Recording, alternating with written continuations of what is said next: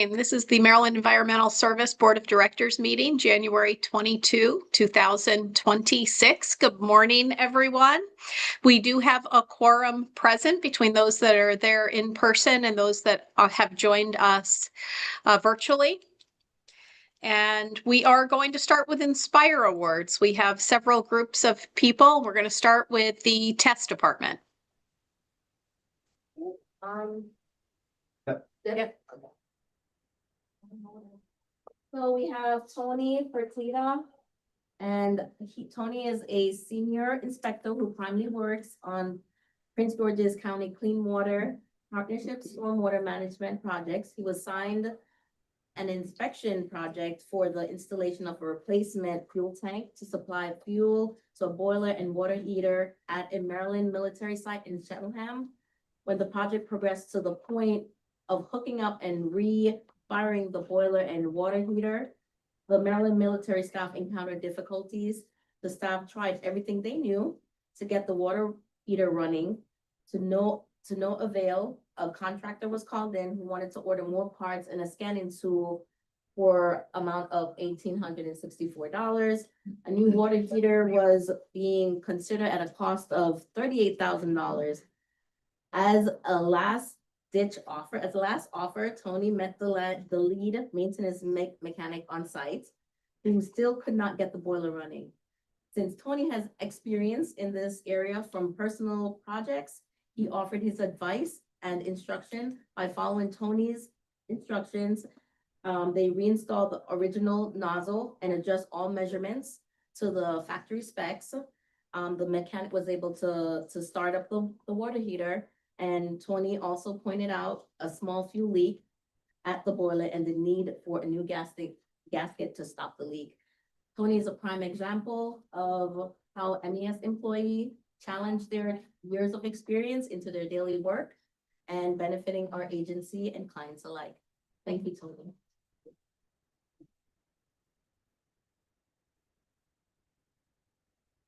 Right. Thank you.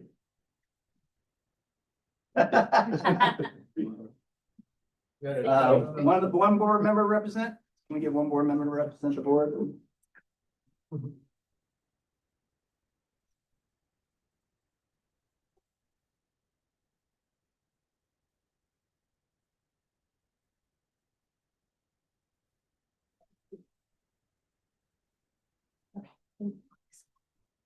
Right.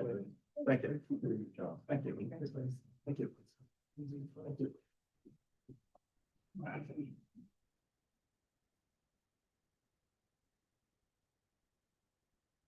For those that don't know, Ms. Condra is the acting managing director of Technical Environmental Services, just so you know. That's why she's talking now. We have Mr. Keon Graham is the acting procurement chief, and Mr. Ryan Dowdell as the acting internal auditor, just so you know. Thank you. That's why she's speaking. That's fine. So we have Uday Gadaya, Garrett Lawrence, and Charles Cullenberg for our next. Are they? Yep. Hi guys. So in June 2025, Uday identified a leak in the interstack of diesel tank 065, a critical fuel sourcing support BWI airport operations, including the fire and rescue, airfield maintenance, bus service, and contract vehicles. He immediately notified the Maryland Department of the Environmental, MDE, coordinated and certified inspections with the Maryland Aviation Administration, and placed the tank of service to prevent a potential environmental incident. Uday led the full response effort, traditionally an MAA responsibility, by coordinating with MAA, Carroll Fuels, Fire and Rescue, Public Transportation, and MDOT to establish alternative fueling operations. His swift action prevented a major diesel spill that could have resulted in hundreds of thousands to millions of dollars in fines and remediation costs. When a permanent tank replacement could not be completed in time, Uday developed and executed an alternative solution by securing temporary above-ground diesel tanks. He ensured the tanks were safely installed, inspected, and approved. restoring uninterrupted fuel access ahead of peak winter operations and snow events like the ones that's coming this weekend, when fuel demand can exceed 4,000 gallons per day. He also implemented a dedicated fueling system for MDOT bus services at the bus staging area to avoid operational strain on airport fueling infrastructure. Udea worked 5 days to install electrical infrastructure, transformers, emergency shutoffs, and a new proxy card reader system on the temporary tanks. Their praise was by BWI Fire and Rescue and the MEA for our speed, safety, and quality through leadership, technical expertise, and decisive problem solving. Udea, supported by Garrett and Charles. Yes, electrician, yes. He worked closely with electricians Garrett, Lawrence, and Charles Cullenberg, right here. So as of January 2026, Udea is still the primary point of contact for these temporary tanks, ensuring the airport's fueling needs are met. Thank you, Udea, Garrett, and Charles.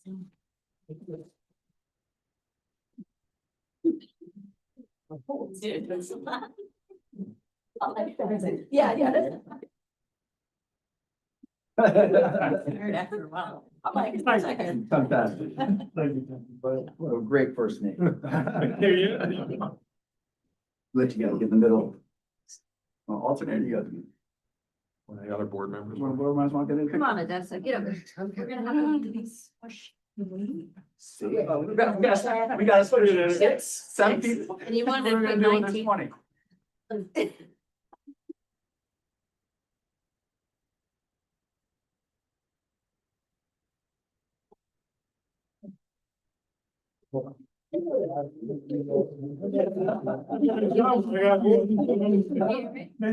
Is it Lauren? Nice meeting you too, sorry. Brent? Yes. Thank you. Good, thanks. Ready for that one? Thanks. Morning, everybody. Next one we're gonna talk about is the town of Myersville. For the wastewater treatment plant. One of the things we had is the effluent meter, the effluent filter failed. Oh, sorry. And we turned it over to the town and they said, fix it. So this gentleman over here, they fixed it.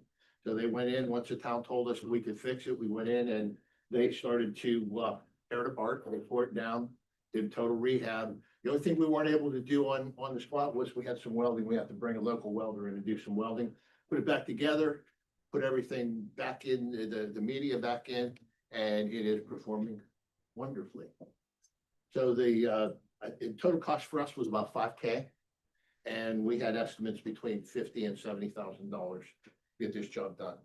So ingenuity and some great rewards to the client basically on that with the savings and that stuff. Unfortunately, 2 of the gentlemen couldn't make it today. They're gonna play snow duty tomorrow and this weekend. So yeah, they're off so they can do snow over the weekend. So I will start bringing the folks up here.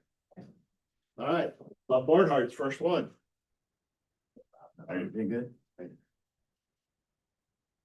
For everybody. Running on the list.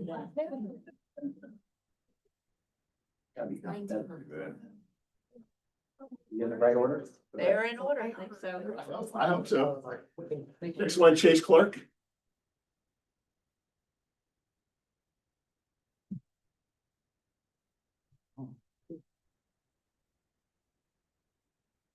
I hope they're working. I got Ben Shank next. Perfect.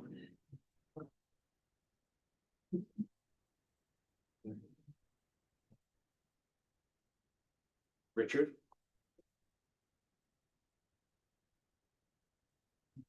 We had to go on to the Read them out. Oh, you're up there. Yeah. That's his first time. It's on your card. You're like Carter. Yeah, yeah. I've been there before. Oh, really? All right, Jennifer Bartles.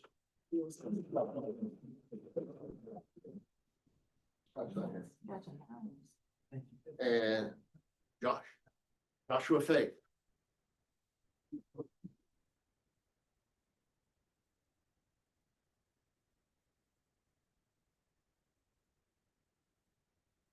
The next one, all 11 are here.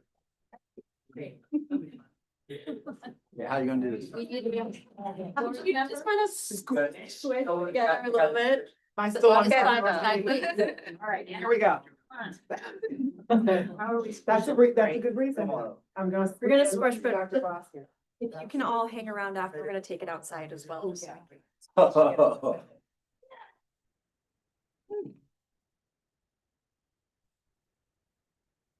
Okay.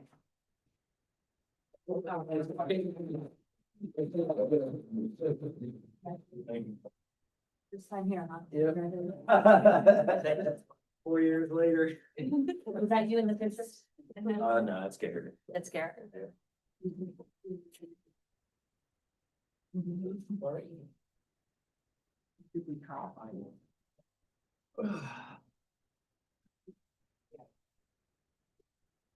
Our next group's coming in now.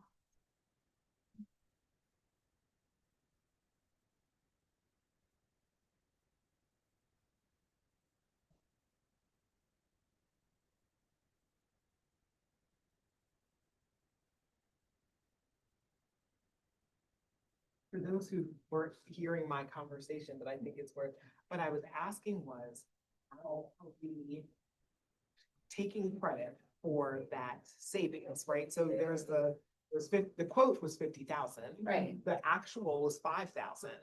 Somewhere in, because what I think the clearly explained was like, well, these are emergency situations.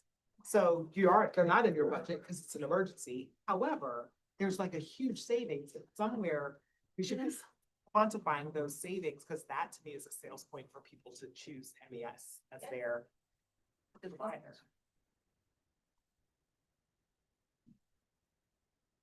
I should say it and then you guys figure it out. Hold on. Oh, Sorry. you're welcome. You ready for the next one? Yep. Ready for All you? right. This is Inspire Awards for Asset Management for getting everything together. And I'm gonna call this the Collaboration Inspire Award. Because again, this is the water wastewater folks and the maintenance folks from TES. So there's a lot of collaboration that went on from this perspective. So little background on this, going back to October 11th, 2024, strategic advance that we had, and Take your name. anyway, October 11th, strategic advance, we had a gentleman, his name was David Sklar from WSP, came in and gave us a presentation on MDOT's journey through asset management. So it was kind of a neat thing. So I took a bunch of notes on the little tablet that we had. And I came back and said, Original notes? these are my original notes, yeah, from the Old meeting. school. So it was kind of neat. So came back, the first segment of this thing that I learned from Mr. Sklar was the fact that you need to have a hierarchy of what you want to do. So I turned the hierarchy over to the engineering staff and says, go build me a hierarchy. And they went and built the hierarchy for water and wastewater and the different kinds of locations we have, the different kind of processes and that, and got everything ready. The next thing was the folks from TES that run maintenance connection. They put everything into maintenance connection and developed the software so that we could start feeding it. Now, we were kind of lucky because the Western region already had they had a asset management software called Hippo. So we were able to take that Hippo, and the guys from out west, there's a group, the group is both operators and maintenance folks. They put together, they fed the maintenance connection and actually started it. So this group was the pilot, they were the inventors, the pilot testing, and we continue to make it work every Friday at 9 o'clock. There's a meeting. We kind of talk about what's going on and what direction we're headed, looking at what we need to look at and what kind of reports we expect and how we're going to manage this thing overall.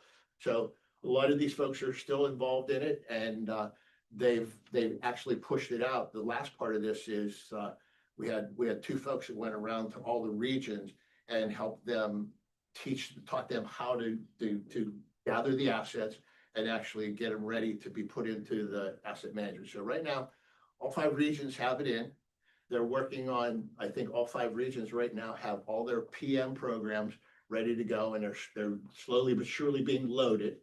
And now this is it's exciting from my perspective. It's like, you know, the fruits of the labor are a couple years out. So it's one of those things I have to keep in touch with folks to make sure that I hear what's going on and hear how they used it to justify, you know, big projects and stuff like that.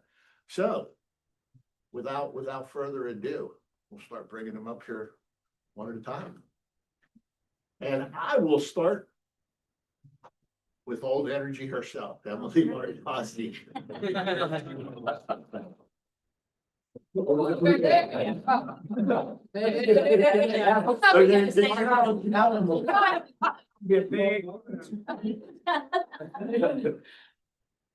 All right, breathe. All right, Eski, and I'm gonna use Han now, right? Yes. All right, Eski Han.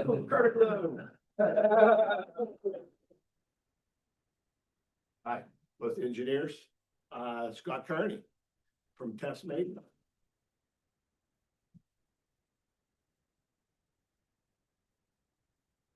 All right. Kevin, you're up next.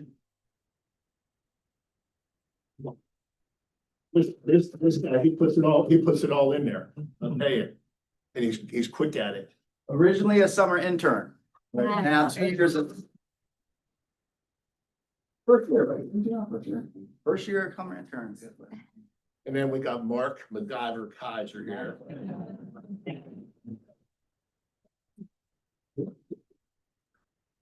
All right, Dan Wijitonga.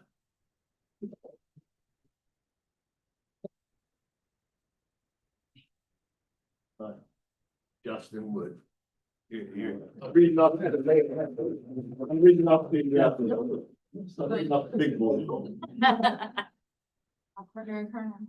Greg Collins, yeah. All right, man.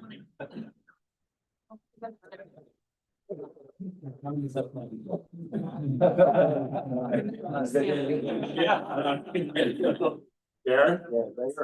Come on, Hey, let's start to get warm up here with all the. Wayne Bowles. And last but certainly not least, Wayne Romo.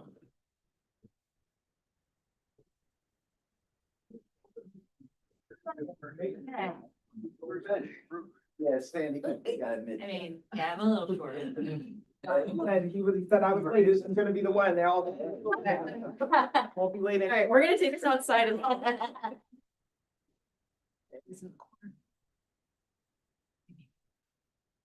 I'm gonna do it outside anyways. Okay, excellent. Congratulations now. Justin, you still gotta work, go straight out. One more photo to take. All right, guys. Thanks a lot. Be safe, headed back.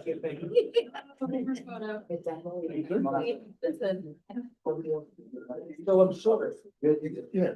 We'll be right back. Madam Chair, we'll be right back.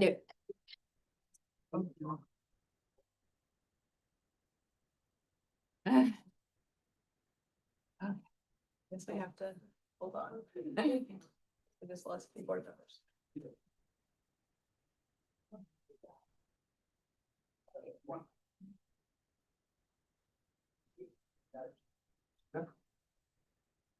Yeah, I know, yeah, we're gonna ask them.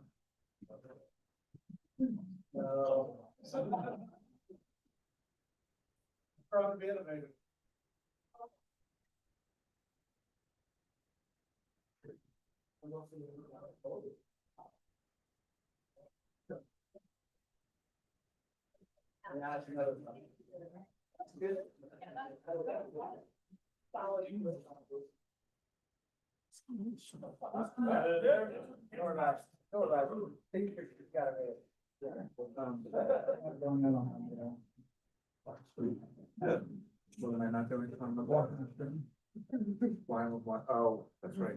Yeah, but we're not. That'll be canceled.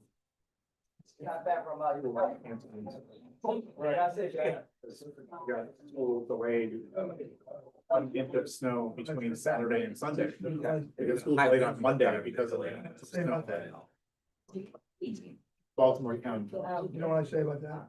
I know, seriously, when I was a kid, I walked up both hills, both ways uphill, 8 feet of snow. Like 6 inches on the ground in Rhode Island. Yeah, no, yeah, in Massachusetts, where I grew up, we had, there were hurricanes.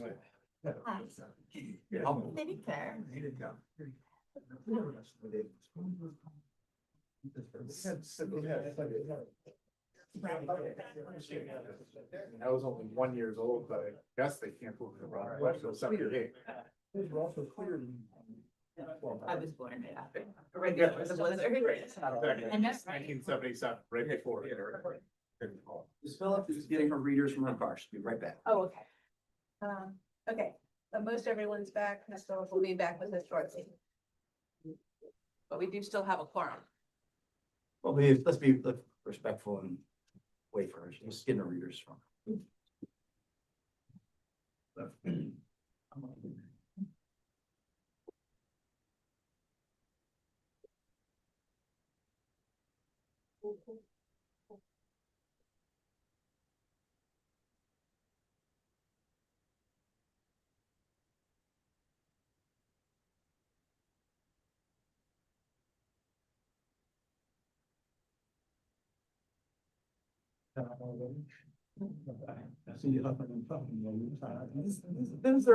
This is our Super Bowl every month. Season 7, so getting ready for this and getting subpoenas ready, so it's. Subpoenas. No, we're just. I'm sure they deserve it. Pretty, I should say. Did she leave her keys? I wonder if she left the keys. No. No, it's in the vehicle. Ah. Uh-huh.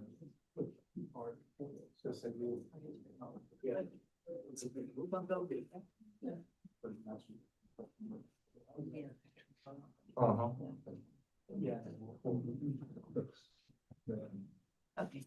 Come on. Oh, we go. Yeah. Either that or then. Everybody is now back. That should be part of it. Now I can see. Okay,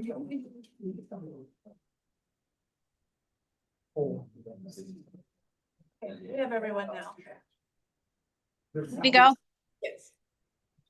Okay, next up on the agenda is the approval of minutes from December 18th, 2025. Those minutes have been distributed. Unless there are any comments or amendments to be offered, we will assume approval by consent. And next up on the agenda is the Executive Director's Report. Dr. Glass, good morning. Thank you, Madam Chair. Good morning to you as well. Before even going over the $3 I spent on parking in Baltimore City for the State of the Ports event, I'd like to wish a happy birthday to the best CFO a man could ever have, or a woman, Mr. Hemant Patel. Today is his birthday. Happy birthday, Mr. Patel. We won't sing because we're live and streamed and recorded and live, and that would be horrible. Happy birthday. Oh, you do have to pay a license fee to sing happy birthday. I did not know that. Well, don't do that. All right. So $3. Next slide. I want to know where you found parking for $3. Key Highway across the street at night on the meter. Yeah. Yes, So correct. it's, and then Mr. Ford tried to tell me that if you're in a state vehicle, Baltimore City will ticket you. I know, I checked it with AI. It was done in a second. So highlight, speaking of Mr. Ford, highlight of this list of, we missed the E on Pure Consultants. 2 requests, one from Pure Consultants to help with Nanjamoy and sanitation issues in Charles County, on the Charles County Resilience Authority anyway.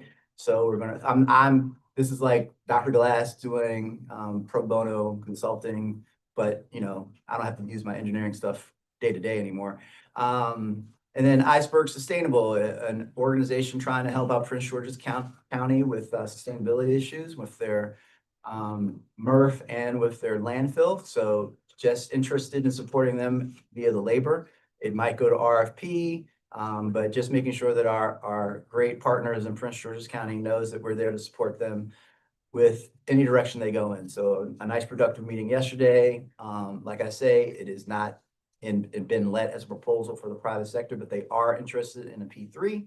And we support the Prince George's County Clean Water Partnership as a P3, as a third-party certifier. So I really stand to say that we can represent them and make sure that they have confidence if they contract with the private sector that they will get the compliance that they require after the end of it. And we'll give our honest engineering and environmental science perspective. And the utility conference for water and wastewater at the Maryland Live is in March. I'm on a couple of, I made a mistake and volunteered to like be on the organization committee, and I find that my fellow, I'm not a CEO, but my fellow general managers and CEOs, they don't help with the organization of the, they just serve on the panels. So I'm on the panels and I'm in the organizing committee, but you know, fool me once, shame on me, but it won't happen again. So I'll just be doing the panels next year. All right, but anyway, for anyone that's an environmental engineer or interested in water and wastewater, because I'm supporting the conference, it's in March at Maryland Live, and registration is open. So very productive they want a focus on the utilities. So WSSC, DC Water, Baltimore City, they're all well represented. And also even Prince William Water. So even some of the larger utilities. Next slide. Deputy Hertz is, she attended ASH, what's that called? TRB, and continues to work on the connection between transportation and the environment and resilience and risk, as you can see. Next slide. Okay, so most of my presentation today is going to go over a request that we expressed, Mr. Botts expressed, and we had a long conversation, and we shared with the board a miniature version, a 7-page version of our report from an assessment of what we're doing with artificial intelligence embedded in the organization. So as you saw, and you know, sometimes managing directors, you're in a catch-22 if you're a leader of an organization, because you make a decision and then people will respond to it and they do great work, and then they don't say anything about the original decision. So the reason why water, wastewater, and test maintenance got together and started to use technology is because about 1.5 years ago, I realized that we really didn't have a connection between the work orders, the tickets for repairs for maintenance, and the actual work being done. So I said, we're gonna have to go real old school and little digital, but now all of our folks have cameras. So every time there's a work order, they were ordered to take a picture of the before and after of the work. And by doing that, we started to be able to keep track of what's happening with the equipment we buy. And so as they started to build in the shared drive, every single ticket and every single repair, they realized there must be a better way. And so between Hippo and Maintenance Connection, IT, people with IT talent, Mr. D'Souza, the young man that was a summer intern, has IT skills. So he could make the layers and the hierarchy with the system. And they also saw that Maintenance Connection, I can't remember the name of the mother company, but we had a presentation, Azure. Accurate. Anyway, current, whatever. Yes. So they had tomato. Now we're talking about being able to, as water wastewater manages a capital program with Department of Budget and Management, we can have a connection between your everyday work order and the quality of the products and the design and engineering we get when we build something. And when we go to DBM and we're asking for funding and they tell us you don't really need that, we can have an asset management system that backs up the fact that it is necessary. that things have reached their useful life, and it would be more efficient to rebuild and have the state invest in a new facility than it is to continue on with Mr. McGuire.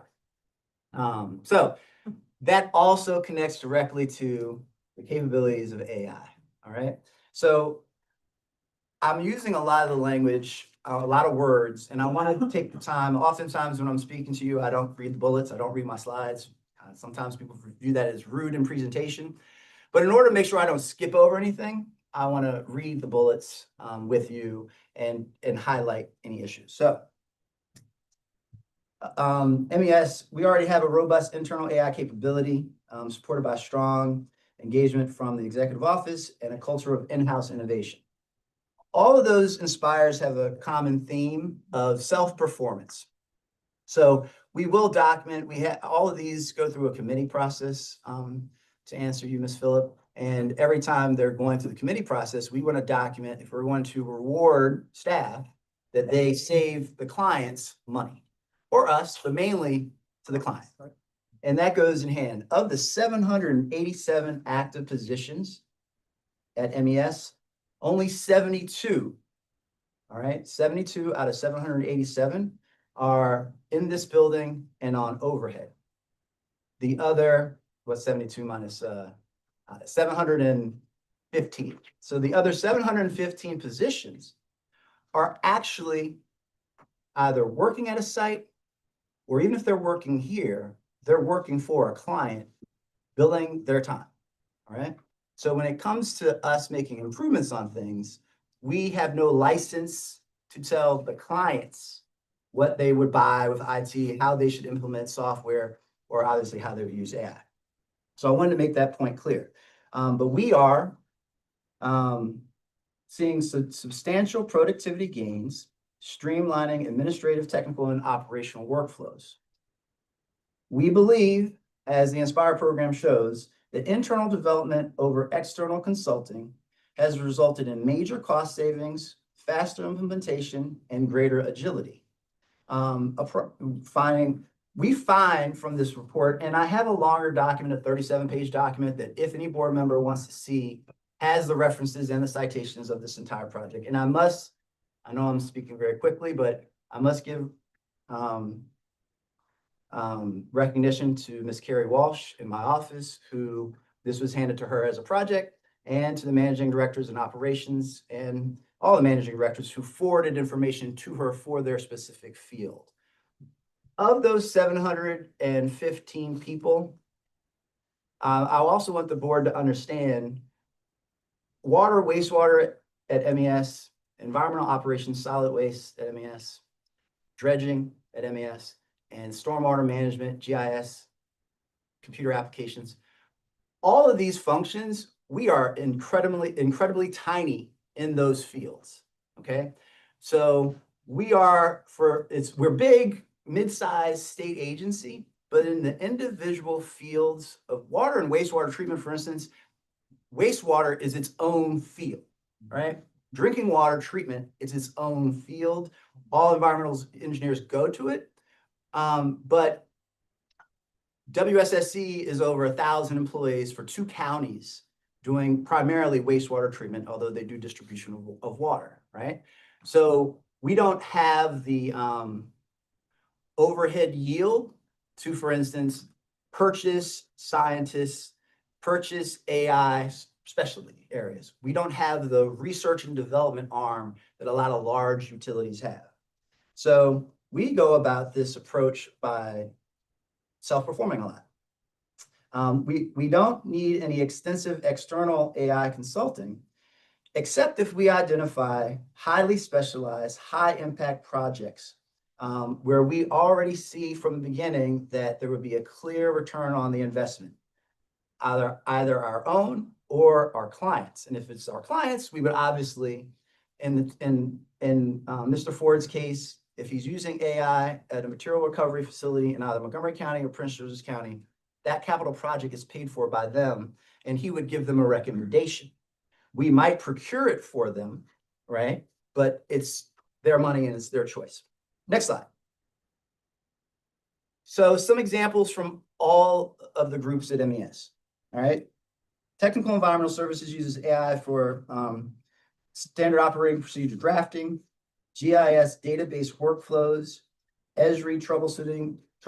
Esri is the company that makes the GIS software, and API and for API documentation. I always forget that name, but this is how databases talk to each other. And IT isn't in the room right now. If anyone remembers what the acronym API is, but it's how databases speak to each other in this modern world. So even when you have AI grabbing data, it's using this API documentation system. Mr. Casey, if you know that term, you can shout it out. All right, EDR. Application programming interface. Thank you, Mr. Sharma. I always forget. I already forgot application programming interface. But that's how computer software speaks to each other. So when we're talking about maintenance connection, getting data or being loaded with data, or HIPPO data being transferred to maintenance connection, that API is how it's done. So Test uses it. Test has our largest. Test probably has the most IT adjacent professionals that are doing contract work for our clients in the agency. EDR applies AI for professional communications, JHAs, data organization, QA/QC checks, grant writing, and outreach deliverables. So in this section on the large document, they really talk about how we have folks here in outreach and education in EDR, and they do a lot of promotional material and communication for MPA, Maryland Port Administration. By the way, I do not know what JHAs are. I did not write that. Hazard analysis. Thank you. Job hazard analysis. I got a lot of information. See, this is AI stuff, you get a lot of information. Environmental ops uses AI in maintenance, optical sorting systems, fire detection, fleet safety dash cams, route optimization, and production line automation. And water wastewater utilizes AI for predictive maintenance. That's part of this whole asset management system, real-time quality monitoring, process optimization, compliance automation, and conceptual analytics. In administration and finance, I've really been pushing Mr. Patel, and he is taking the pushing and starting to implement. There are many financial applications, and there are agents in Copilot already that will help him with his production of the financial data every month and help streamline it. But we're all using AI for document drafting, slideshows. This report was we heavily utilized Copilot for the production of both of these reports. Of course, a large data set comparison, automated credit card verification workflows. With administration of finance, Workday continues to roll out more and more products for AI inside that software package. So between our two largest software purchases, Workday and Microsoft, they're continually embedding, and they're all, and Microsoft, of course, is in the arms race to win how AI and machine learning helps their clients. So across MES, employees use AI for meeting transcription, triaging, research supplementation, presentation and documentation assistance, and more. The state has approved transcripting all virtual meetings with either Google or Microsoft. And generally, there will be if you go to any meeting of professionals nowadays, I don't know how many of you have experienced this, there will be a notice of the AI recording it.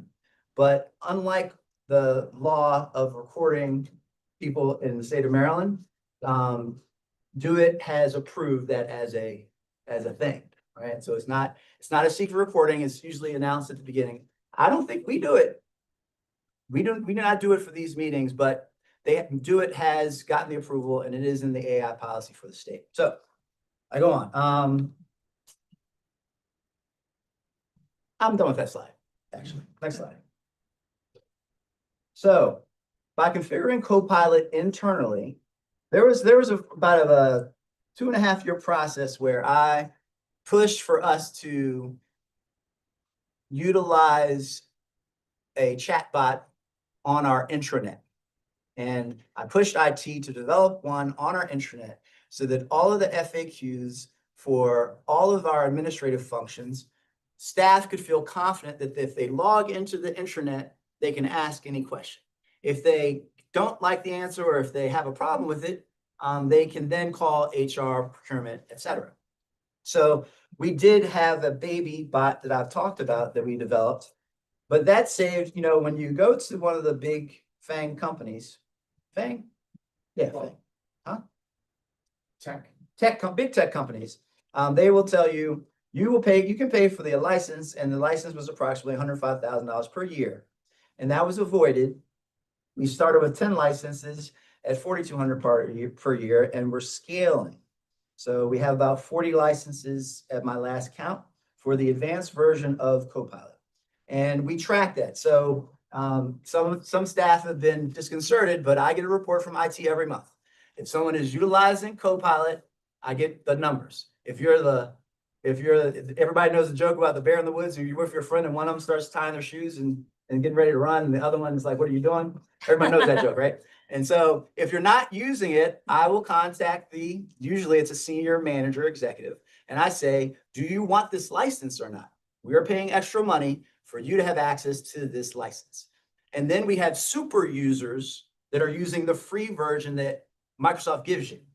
And I look at them and I'm like, oh my Lord, this must be adding to your program. I don't know if you're just asking for recipes, but hopefully you are using it at work. Sometimes they're like hyperscalers. They're people using per month, 150, 200 questions in a month. Okay. When I first looked at the quarter, there were 700, 800. Some people were doing 700, 800. Those people, and I contact them, I email them and I say, what are you using it for? This is not a scientific experiment. I'm not doing a hypothesis. This is only just making sure that if we have a user that's finding a way to improve their work life, because one of the biggest things is people feeling, after they get over the anxiety, they feel like their life is better, their work life is better by having the assistance of this advanced Copilot. And I've been seeing that. I've been hearing people talk about it just helps them with all the drafting and all the paperwork. All right, so in-house, we did build a chatbot. It has some problems. We're working on a higher level version of this internal process. Building internal workday experience, reduce reliance on external consultants who charge $185 an hour, enabling more systems improvements without recurrent costs. You have seen a presentation by Mr. Jones maybe about 3 months ago where I asked him to document the savings he produced in 6 months. And so he's done it. We are moving towards digitizing the monthly credit card verification approval process, reducing the workload of approximately 200 of our employees. So most of you were here, well, all of you that were here last year saw the PIT team on the procurement process moving from purchase orders to the credit card. But the problem with the credit card is that you got all these receipts. People are right now using their hands to make those receipts and put them in Workday, and they're scanning or taking a picture. We're going to have it digitized so that doesn't have to happen. So no one has to be putting it on Laserfish through their own physical movement. It will all be automatic, and that's part of the process of utilizing Copilot and capabilities. So next slide. Relying too heavily on external consultants can create unnecessary costs or unsuccessful implementation plans. In the research, and I can show you this, I didn't include all of it in your short write-up. Many IT projects fail. Many AI projects fail. They generally fail because of the scoping that's supposed to happen and possibly taking it slow. So you would do a basic experiment, you would have a pilot, and you would show, and you have to show, what was it? It's causal versus, it's missing me, but you have to prove that it wasn't just if you don't do a full experiment. Let me back up. Ford sends a Harvard Business Review article about how to actually move forward with AI and implement it properly. And it really lays out how you perform an experiment. It's a hypothesis-based experiment. And you show that it's not just you had a few folks that really jumped on and were first adopters and they're great, because you can show great results. Even the results we have might just be people of all ages that are more interested in using the tool. So they're experimenting. They're going to the free education we get on Teams right now. Microsoft Teams, you can go on, you can click, and they've got multiple things. Some of the hyper users I've already identified, they're doing it because a generation is more technically savvy than other generations. Not to be HR, not being, whatever. So they're using it and they're using it at a rapid rate, and then they're changing their behavior and they're changing their work life. That is not a good experiment for giving it to everyone, because some people might say, I'm not going to do that. But we have to have like a blind study if we were going to do it this way. All right. But the main thing is to go slowly and make experiments before we make big allocations to make changes, and then have the ramifications of said changes. This has happened with IT projects. It's the same with an AI project, right? So anyway, I can explain that more if anyone wants. Roadblocks can arise with limitations set by clients. All clients do not want to be, everyone's heard of the bleeding edge. So a lot of our state clients, a lot of our municipal clients, they don't want a failed experiment where we use their capital and then it doesn't have, it's not an ROI for governments, but it is added efficiency and added delivery. Internal development provides closer governance, specialized machine learning, and staff confidence in AI adoption. We've seen that. Continued in-house implementation with the explicit utilization of external consultants will ensure the continued allocation of resources, management risks, and well-managed growth. So we want to continue to grow as the labor growth.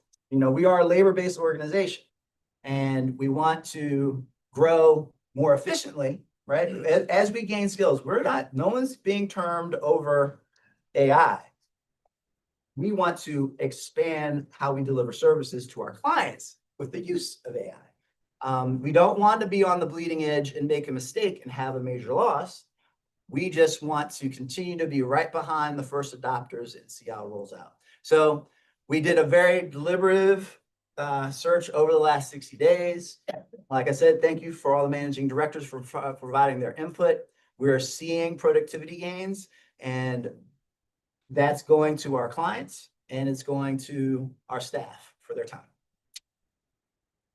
Before I go on to my last slide, are there any questions related to the AI report or anything related to this endeavor? I have one question, because you said it here, roadblocks by clients. Do you have like a percentage understanding of what that client saying no to yes on using AI on their, are you kind of? Percentage, what would my fraction be? If my percentage, Yeah. what's my fraction? Yeah. What's the numerator denominator? Yeah. I'm asking. Like, Yeah. how many of my clients are saying? Yes, right. And then what type? So you say roadblocks by clients. So is it that if the client is in, I don't even know how I would characterize, like in a particular municipality, or like, where are you seeing? I will answer that later with you. Okay. I don't want to get into Yeah. individual clients or. But I really meant in the very big picture, like, is it like wastewater, or is it a particular, like, we're managing kind of site? But yes, we can answer it later. I'll I got talk about it it. later. Yeah. Are you using AI to develop proposals to offer your services to potential clients? Yes, we are definitely using, so all documents, not everyone, but many staff are using it for all document creation. So for slides, for letters, for memos, whatever. That now we're not separating the human being responsible for the product, right? So we are not submitting anything to anyone without it being reviewed and approved by the human being who's responsible for that and their management chain. Thank you. But we are all using it as a tool. That's everyone in the room. Any board members online have any questions or concerns? Or we plan on, I don't know if we're going to continue to do this path. We're seeing the advantages of it. We are going to continue on this path. So Dr. Glass, I just, first I want to thank you for putting this together. I I haven't thoroughly read the report yet. I looked at it a little bit. It's very, very helpful. I appreciate all the time that went into this, and I appreciate you know, how busy you all are, and I know this definitely took some time to put together. It's really helpful for me to kind of understand what's happening internally. And I'll follow up with questions. And I'll follow up with email because I would like to see the longer report as well. You'll get it But directly. I wanted to ask if maybe there could be a quarterly or semi-annual update on these 5 areas that you have outlined in the document on recommendations for next steps, maybe just of where we're at and how we're tracking that. Because Already intended to do so, sir. okay, yeah, I think that would be great. But again, I appreciate the effort here and all the information provided, and I'll definitely follow up with more questions after I get a chance to read through. I'm happy that you sound satisfied, Mr. Potts. I wanted to make sure that we answered your questions from before and we gave it a serious effort, and you'll see in the 36-page document that we've got even more, but didn't want to overburden the board package with the 36-page document. I appreciate that. Board members that want it, just let us know and we'll get it to you. Thank you, Dr. Glass. Last slide. Thanks, my last slide. Oh, it's 2 more slides, so I apologize. So I'm scratching that AI report off. It won't be a long-term project. We will make it a quarterly update. And the procurement administrative guidelines are like, for all of us that are engineers or scientists, when we do planning projects, it's outlined, it's going on a shelf for now. So we're not going to move forward with procurement administrative guidelines until a lot of positions are stabilized. Everything else is still in process. We're really close on the PMP course, but closest for horseshoes and hand grenades, so it doesn't matter, but we are moving forward with that, and we will have a PMP course this fiscal year. We're working on your visits. I guess I took the visits off. No, I've got board side visits on 2026. And then last slide. I really want to honor, I don't know if Mr. Ford wants to make any comments. Mr. Mobadi has been with MES for 31 years. I do want to show you that we have a glass award for him that I'll give to Mr. Ford to hand to him, and we're working on a governor's citation. And I'll give the floor to Mr. Ford just so he can say, Mr. Mobadi, Montgomery County service for a long time, and just an awesome individual, very responsive to our client, and we wish him a great retirement. I don't know if you want to say anything. Sure, no, Mo has been with us for 31 years. He started out in our group, working equipment operator, moved his way up to a management position. And quite frankly, Mo single-handedly built the bus stop collection business that we do for Montgomery County from the ground up. The county absolutely adores Mo. He's one of those guys where that's a dream when it comes to client relationships, right? So I used to say I have 99 problems and Mo ain't one, and now he is, right? So congratulations, Mo. So, Mr. Body, you ever see this? Congratulations. Mo was out, also out on injury, so he wasn't able to join us. But we'll make sure he gets this. I believe that concludes my report, Madam Chair. Thank you, Dr. Glass. Thank you for indulging me. And thank you for all of your service to MES, Mo. Congratulations and wishing you all the best in your future endeavors on behalf of the board. So next up, we're going to discuss the Office of Legislative Audits, or otherwise known as OLA, and Mr. Tosi is here to walk us through that. Mr. Tosi, good morning. Morning. So in November of 2025, and then it kind of hit the press in early December 2025. It was reported, and there was a report released. It was not an official audit. It was called a special review by the Office of Legislative Audits on 42 independent units of state government who have either full or partial exemptions from the state finance procurement audit. And the special review was triggered by some concerns raised by elected officials.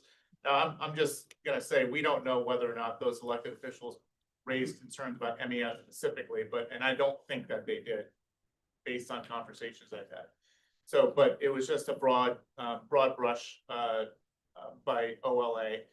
And also, you know, the Office of Legislative Audits had raised some issues with audits of agencies that had exemptions. Again, I have no indication that they were specifically concerned with MES. I don't think that they were, but we were just kind of captured in with this group of 42. The special review covered 3 main topics. It identified all the units that have either full or partial exemptions from state procurement law. Do they have a legally required procurement policy?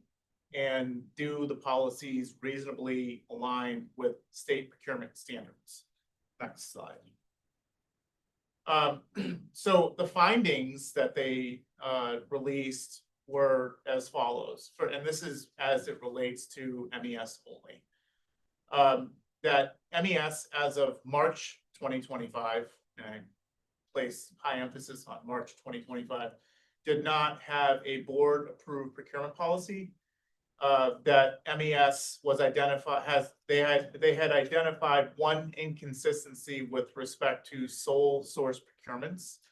That MES's policy did not have consistency with state procurement law. The same with intergovernmental cooperative purchasing agreements, that our procurement policy that was not in place in March 2025 did not align with state procurement law. And then with respect to public notices of solicitation and award, they identified 2 inconsistencies in this area.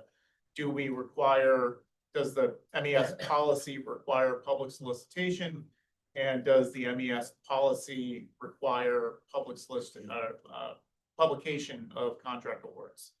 And so now I'm going to go over where we feel that the OLA was not accurate in these findings on the next slide. So I'll say that the study period was between March and September of 2025. The report was released in November. They must have looked at MES's information in March and April, because in May we have a board approved procurement policy.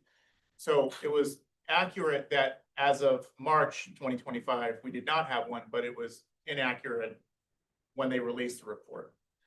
And so that sort of dovetails into 2 other areas where they identified inconsistencies between our policy, which didn't exist in March,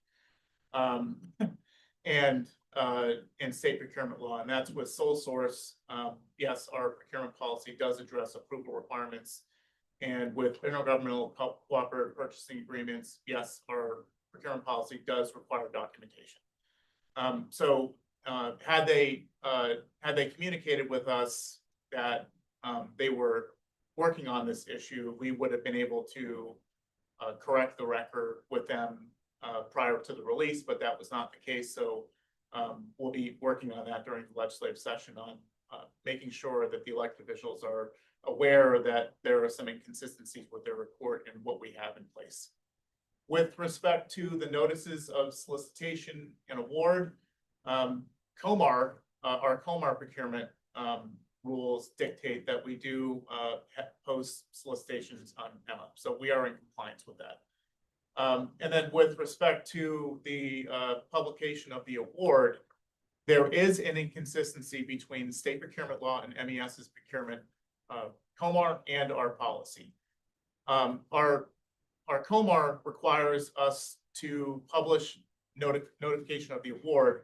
There is not a 30-day timeline in place, so we can correct that pretty easily. Just I think the office, our AAGs are working on another COMAR matter. So in conjunction with that, over the next couple of months, we are going to be making a change to our procurement policy to require publication of the award within 30 days.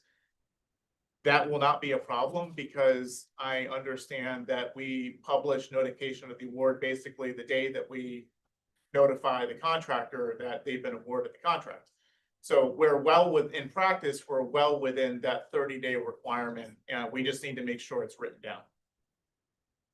And so with respect to all, all 6 items that the OLA identified in their special review, we are in compliance with 5 of them. We are in practice in compliance with all 6. We need to make a change in our COMAR and potentially in our policy, but really the policy works off of COMAR anyway. So if we have the correct language in COMAR, that should be fine. We'll have that change before the board in the next probably the next 3 months or so. Any questions? I have 2 questions. Sure. Has legislation been introduced to address this report by OLA? Not yet, not that I'm aware of. I mean, its early session started last week and we've now had one week of session. MES has a bill, as the board is aware.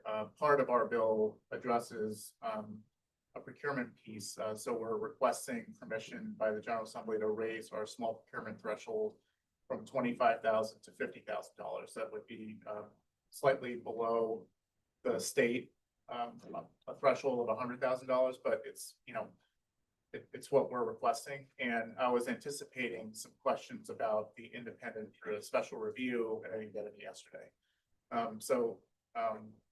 You know, if these questions come up, Dr. Glass, Deputy Hertz, and I will be ready to answer any questions and communicate all of this to elected officials. But so far, nothing has been proposed to remove our exemption at this stage. And I don't really think there's a lot of audit issues, I think, that are going on with the state that have to be addressed. And I think this one probably falls a little bit lower on the totem pole than some of the others. And my second question is, when OLA conducted this review, did they reach out to the agency? No, they didn't. I don't know whether or not they reached out to us or to other agencies, but they definitely did not reach out to us because, as I said, we would have communicated to them that we had a board policy in place in May, which was well before they released. Now, this is a traditional audit. They will reach out to the organizations that they're auditing. This was not a full audit. This was a review that the OLA did. So it doesn't really fall within those auditing standards and practices. But it would, I'm not going to sugarcoat it, would have been helpful. Well, I think it calls into question the report itself. If they don't reach out to agencies and ask directly for information from them, how can you trust the information in the report for any agency? I'm off my soapbox. I was getting ready to jump on it with you. I just had, but I just had a question of what was the impetus of the review? So there were was it a 2 special request, or? We don't know. They, in their report, which I can, I think you have a copy of the full report, not that you want to read the whole thing, but in the report, in the beginning section, they say that the review was triggered by concerns by elected officials and concerns by audits that were being done through OLA. So in the course of their business, they audit state agencies on a schedule. MES it gets it every 3 or 4 years. Traditional principal units of state government are strictly on a 3-year schedule. So in the course of doing their annual or their 3-year audits on agencies, apparently they've come to the conclusion that there's some concerns with some of these units of state government. Again, like I said, there's no indication that MES was high on that list. They haven't really communicated anything to us about this. So I'm grateful that we're not, like, you know, very high on the list, at least that I'm aware of. It does, yeah. And it also kind of, to the point, special report as opposed to formal audit. Correct. Are the 2 pieces that should be noted. Yeah, it's definitely a lower standard than a full audit. And at the end of the day, did the special report suggest a need to do a full audit? No. of those agencies, okay? No, they just made some vague General recommendations on statements. taking a look and making sure things are tightened up in some way, but like I said, we have full compliance on 5 of the 6 items. The one item that we need to clean up, we're gonna Yeah, handle right. that. So we're gonna be able to report back to the General Assembly. And I do have a draft response if the board decides, and Dr. Glass, you decide we want to go that route instead of just kind of responding to questions. So that was We my can next formally question, so. respond if we choose to do that, and that would be something that I think the board would want to consider at some point. There's some pros and cons to doing that. There is. Is it possible that this issue will come up in your budget hearing as well? Yeah. I think it's likely that it'll come up. Okay. Any other questions from anyone who is attending virtually? Okay, thank you, Mr. Tosi. Yep. We are going to have a quick look at the new business report. There is one slide here. If anybody has any questions, feel free to ask. Question? Could you, Amy, tell us a little bit more about this Colgate Creek project? Yeah, sure. So on here, it shows as a new task, because it was a new task under this MOU, but it's actually a continuation of work that we started 5 or 6 years ago on the design to install a living shoreline along Colgate Creek. If you're familiar at all with the area, it's adjacent to where the bridge is that goes between the Dock and Secret Marine Terminal, so it's adjacent to that area. And this task will get us up to 100% design, and it's being done prior to the new MS4 permit coming out. FPA hasn't seen it yet, but this is getting that design ready so that they're ready to implement what the requirements of that MS4. Thank you.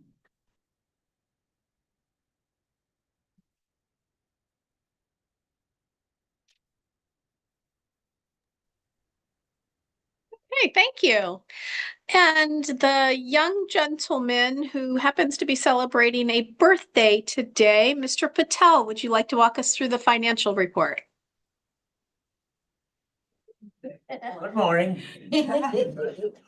The charts you see, the amount of billable labor you see on these charts are the actuals.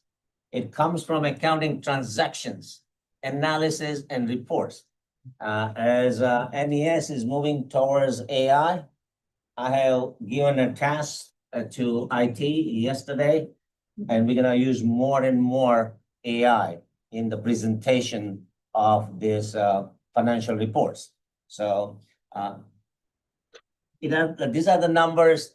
We'll make it more interesting with more details with the help of AI. So when I presented, it is year to date and only last month.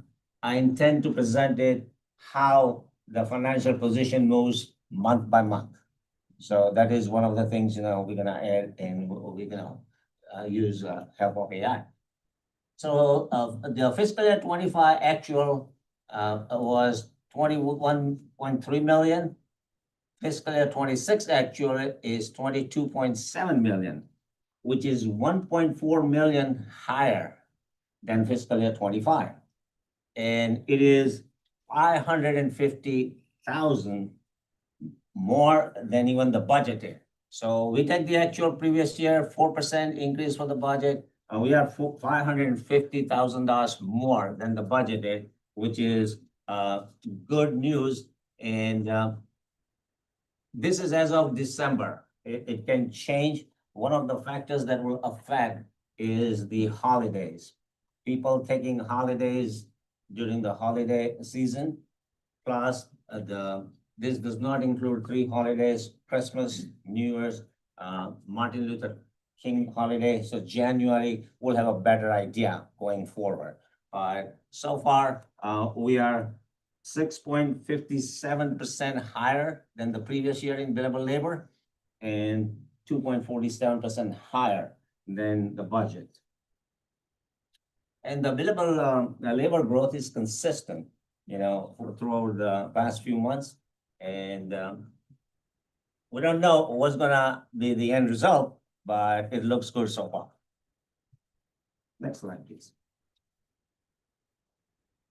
So here we show fiscal year 26 versus fiscal year 25, 6 month ended December 2025. The billable labor sales is 1.4 million more as compared to last year. The other important factor is the billable hours, also much higher, almost the billable labor hours is 3.91% higher than the last year. Another important benchmark is the fringe variance. If you look at it, the last year was 242,000 negative. Now it is 751,000 positive. Sometimes there's a timing of it, based on the payroll ending. Christmas holiday falls maybe last year in the 1 year. This year, none of those holidays fell before December. So there are two factors that will affect the fringe variance is, as I mentioned, the holidays, that the Christmas, New Year's. Also, during that time, employees take more annual leave. So all of that will come up, in the next month. So far, it is fringe variance is extremely good. And the increase in net assets, is almost 1.4 million higher, which is the net earnings. So everything as of December is exceptionally well. But as I say, there's a lot of factors that are going to affect in January. It will give us a better picture with the holidays. Also, the health insurance will increase. The cost for health insurance will increase in January. So, but so far, and the revenues, if you look at the revenues, is 11.88% higher. We have almost 12 million more in revenues compared to last year. Next slide. So here we do full year budget. When we start, it is almost in April, before even this fiscal year 26 started, because we have to give the budgets, to the groups. So we prepare this budget before even the fiscal year started. And usually our budget is prepared where we have expected earnings of 4.5 million. Now, as we go along, based on the increase in billable labor, it changes significantly because that's our main benchmark. So if you look at the full year budget, our labor sales were budgeted at 45 million. We're gonna have 45,570,000, which is 536,000 more than the budgeted.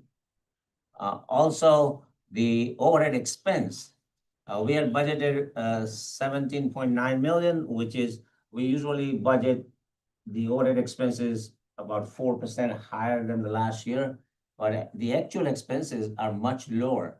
So we have a big overhead expense reduction that is expected. The other important item is the fringe variance. We are seeing a fringe variance of almost 1 million. As I say, the holiday cost, the health insurance cost, all those costs gonna come into picture in January. But as of now, our net earnings, increase in net assets, are expected to be 7.9 million. This is the area that we're gonna try to use AI. See if we, based on the last 6 months results, we can project month by month how we're gonna end up is January, February, March, and the end of the year. So that is the area that will go to the historical data for the last 6 months and then project going forward. So any questions? Madam Chair, well, I just want to say, so I sent an article to Ms. Patel, and the article had financial projections. So Everything that everything that finance does here is based on linear comparisons, and he's talking about these variables. He says 6 months, I say 5 years. So with building models and utilizing models, he can take the data from the last 5 years, 10 years, whatever, and then all these days, he tells me that some of his staff are taking into consideration holidays and leave and this and that. Are programs throughout the year that have, and he has the historical data to have a model learn that, and then he can project not just with a straight line, but up and down above whatever the forecast was, whatever his budgeted was, he can then have shades. So the article I showed him showed color variations for if you're a positive or negative, and had the analysis of why, right? And that's something that he has in his brain, his staff has in their brain, but then it can't be conveyed to us other than them saying it. It could be graphically presented. And that's what AI, machine learning, can do with financial data. All in-house, all with whatever. So anyway, just want to add that. Thank you. Yeah. And I know we'll go 5 years, but 6 months is what I wanted to experiment with it, because that is a test. Yeah. AI results versus my own manual analysis. So that was a 6 months test, you know. You didn't And- want to do 5 years. Yeah. Can't blame you. Any questions? All right, thank you very much. You. Oh, you're getting paused? Oh, I- wow. Thanks. Perfect. Well done. Ms. Fuller, are we going to do the real estate review committee, or are we skipping that for now? That'll be in closed session. Ah, okay. Okay, got it. Okay. So human resources report, Dr. Gross. Good morning, Dr. Gross. Good morning. We are happy to speak about how we closed out December. We welcomed 14 new members. We did lose 11, resulting in a workforce growth of, that should be 3, which led to a vacancy rate of 2.7 for the month of December. As of last week, our current vacancy rate overall is 3.16. That is encompassing both MES and CBT. If we look at MES only, we are at 3.32%. We currently have 827 active employees, with 787 being MES, 40 being CBT. The team is actively working on 27 vacancies, of which, as of last week, there were 3 pending new hires, meaning we'll be welcoming 3 new team members in coming weeks, and 1 offer in process. Next slide, please. This shows what the MES headcount is broken down by group in terms of the active headcount by group, as well as the vacancies by group as well. Next slide, please. This shows what our supplemental headcount is as it relates to interns and fellows. Next slide, please. During the month of January, excuse me, we participated in 4 recruitment events, of which the majority were diversity events. And by diversity, we don't just focus on race and ethnicity. It's also related to gender, socioeconomic status, and veteran status. As it relates to temporary staffing recruitment, we are excited that our summer 2026 internship advertisement is underway. We've already received about 67 resumes for the internship, which we are vigorously going through. We've also actively advertised our co-op program, Developing Young Professionals, which allows for college students to be able to work as their school schedule permits. And the Environmental Specialist Fellow advertisement is posted as well. The co-op advertisement will remain open on a rolling basis, but the internship and environmental fellow posting will close on February 27th. Are there any questions? I have one, just Yeah. because of curiosity.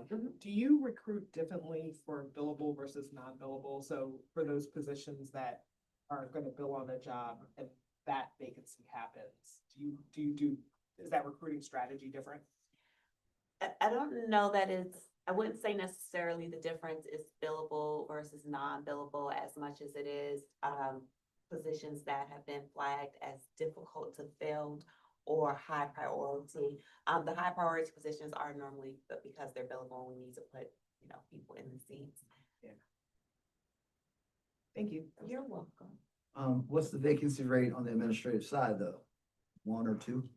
It is, So we don't have any vacancies, I think. we have 2 vacancies, as it relates to administration and finance. So that vacancy rate is 2.7. One is safety, the other is, or both of them Both safety, they're both safety. They're both safety, so the only hard to fill position we have in administrative services is safety. And they get training and they leave pretty regularly. because they get training here and they get other state jobs, county jobs, because. And is there a strategy that, I was going to that kind of in the circuitous way about strategies that when you train people to try to keep them, are there strategies in place? Like, We can talk about it. okay. There are strategies, but. I'm inquisitive. Well, no, I mean, so the strategies are, we have I can do this very quickly. We have performance-based compensation every July. We try our best. It's the board's responsibility of saying, we don't have to match, now we do not match the state, right? So that has to be taken, whatever. There's still our clients, county clients. We have to be aware of the budgetary situation in the state and counties. Yeah. 95% of the revenue comes from them. We have PBC, performance-based compensation. We have a bonus structure. And we have an in-grade reclass period. So there's 3 times a year. In-grade reclass just finished. It's only 10% per group. Okay, they held at 10% per group. So there's 3 times a year that there is enhanced compensation. And that is the model that we have in our compensation administration guidelines. We have career ladders in certain careers, right? About 7 different classifications that are tiered that allow them to get more training, document it, and as long as budgets allow, they can get they get grades. They're the only ones that get grades. Other than that, our legislation in 2021 was written that for all overhead positions, you must have a panel interview process. So we do not have grade changes for the overhead positions, and billable follows that mainly, but billable can have a carve out for an SME that's getting training and is valued and is billable. Excellent, thank So you. I hope that wasn't. No, helpful. That was a short version. All this information just sits in there and I just pop it out. It's gonna come out at some point, you're gonna be like, oh, she was.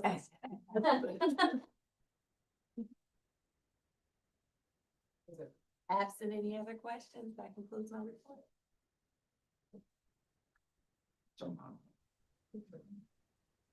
Okay, thank you. And we are on to procurement items and notifications. I believe we have 11 this morning for discussion. Mr. Graham. Hi, good morning, everybody.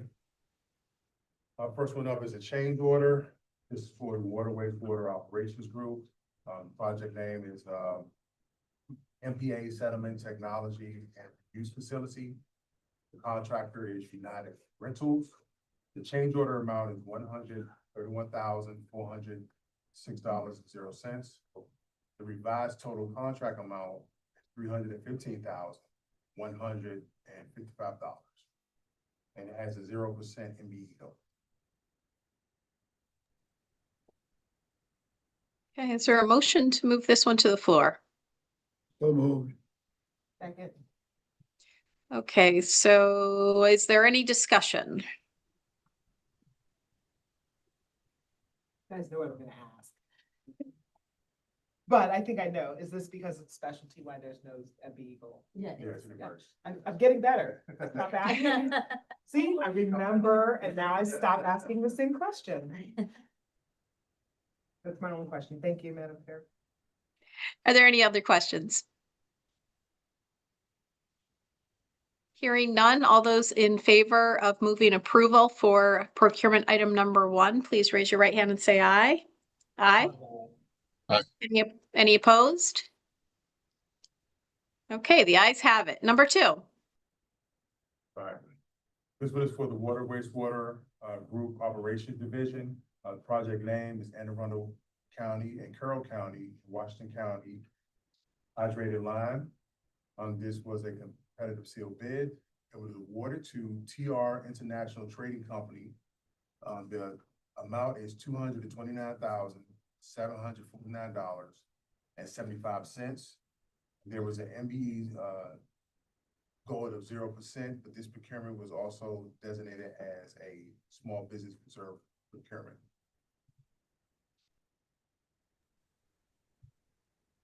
Is there a motion for this item? Move approval of item 2. Thank you. Is there a second? Second. Okay, any comments or discussion? Just a general question on the SBR procurements. Does MES have a certain percentage or a goal for SBR percentages, SBR procurements? A certain amount? So just the annual, Maryland state at the end, right? Moving, it's, now it's 29, yeah. That goes to SBR? Yeah, yes. And then you're still, So this is, SBR is not, like MBE where we have to have a certain percentage on the contract itself. So this is just, beating that goal. or Goal, back end. yes, That's what you're exactly, asking. No, that's what I was getting Yeah, at. So you're yeah. doing what the state does and you do it on the back end rather than track it over. Okay, thank you. Any other questions? Okay, hearing none, all those in favor of approval, please raise your right hand and say aye. Aye. Aye. Any opposed? The ayes have it. Number 3. All right, this one is for Environmental Operations Solid Waste Group. The project is the Harper Waste Disposal Center, rock and material screening and sorting. This is going to be a competitive sealed bid. The estimated cost is $500,000, and there's going to be a 15% MBE goal for this project. Is there a motion for procurement item number 3? So moved. Oh. Second. Thank you. Are there any questions or comments? Okay, hearing none, all those in favor, please raise your right hand and say aye. Aye. Any opposed? And the ayes have it. Number 4. All right, this one is going to be for the Technical and Environmental Services Group. The project name is the State Highway Administration EISD TAS 15 MDOT State Highway Administration Traffic Data Management Support. The procurement method is going to be a GIS SBR shortlist. It's going to be awarded to Synergy Systems and Services, Inc. and the amount of $448,988.56. And the MBE goal for this is going to be 34.5%.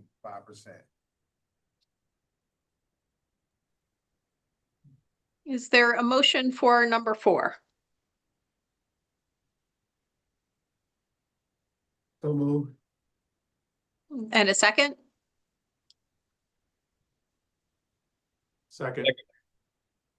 Thank you. Are there any comments or questions?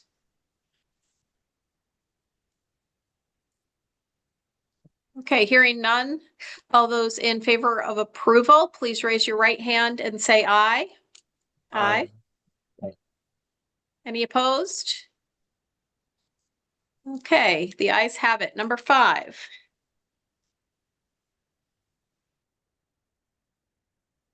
Number 5 is the Water Wastewater Engineering Group. The project name is the Point Lookout State Park Wastewater Treatment Plant NER upgrade. The procurement method is going to be an AE shortlist. It's awarded to Tech Engineering LLC for the amount of $412,761. And the MBE goal for this is going to be 42.5%. Is there a motion for number 5? Second. Any questions or comments? I have a question about the picture that's attached to this. Isn't this what got Baltimore City into problems? I hear you. This is, That's an intentional solution. It's a process. That's not a, secondary clarifying. No, oh. That's an intentional sludge, cattails, and over time, the nutrients get taken out and you can. We do it out in Western Maryland too. Okay, good to know. Madam Chair, I do have a question. Okay, Ms. Jones? Yes, I see this came into the AE shortlist. Do they have to go through a cost shortlist, or is it just awarded to them based on the shortlist that you have for the AEs? And secondly, Tech is a MBE firm, so is that 42.5% in addition to their contract, or are they counted as an MBE firm? So usually, can I answer that? So usually, if a prime is a MBE, they only, self-perform for 50%. So that 42.5, 50% of that would go towards Tech, but they still have to go, and get subcontractors for the other half. So it's not 100% for that. and as far as the short Yeah. list. As far as the short list, what the reason Tech was chosen was because of their expertise in membrane bioreactors. And they have a great track record in that treatment process. Well, question, is there then price negotiation? Yeah, we discuss it with them and come to a reasonable price. So I just want to clarify, when there's a short list, we do an RFP, and so we already locked in the rates already for X amount of years for the contract. So it's not saying negotiating, right? Because we can't do that because they're under the RFP, that locked in rate, right? It depends on who give us that proposal and it meets the project scope. And there is no secondary competition. No, there's no secondary competition. Shortlist is competitively. Yeah, that was To competitive. make this short list, you Yeah. have to spend really much. Yes, yes. All the questions I would ask. Have everybody's questions have been satisfactorily answered? Yeah, thank you. Okay, any other questions? Hearing none, all those in favor of approval, please raise your right hand and say aye. Aye. Any opposed? Okay, the ayes have it. Number 6. All right, this one is for the water wastewater engineering division. The project is a cat fritter water main replacement. The procurement method was a competitive sealed bid. It was awarded to Monumental Paving and Excavating, Inc. The amount was $3,112,860.72 with the MBE goal of 13%.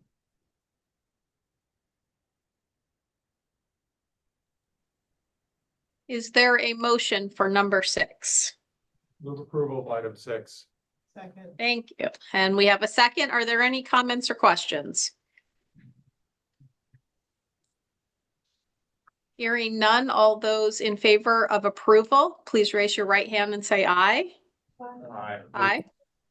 Any opposed? The ayes have it. Number 7. This one was for the Environmental Dredging and Restoration Group and the Engineering Division. The project is a Cox Creek mitigation at Genesee Valley. The procurement method was a multi-step competitive sealed bid. awarded to Green Team Industries. The amount is $1,998,797.00, and the MB goal is 29%. Is there a motion for number 7?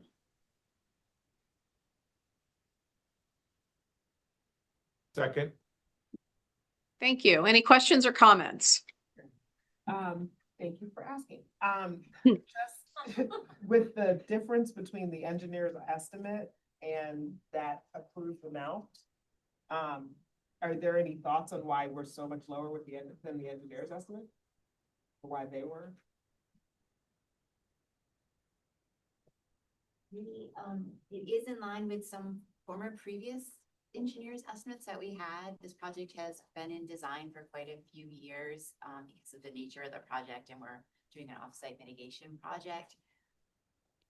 But we did confirm their prices and we confirmed their qualifications to do the work, so we're okay with proceeding with it.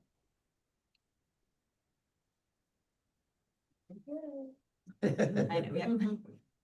I mean, if you look at the engineer's estimate, there are a couple that came below it, but there's no one even close, which gave me pause. Okay. Good question. Any other questions?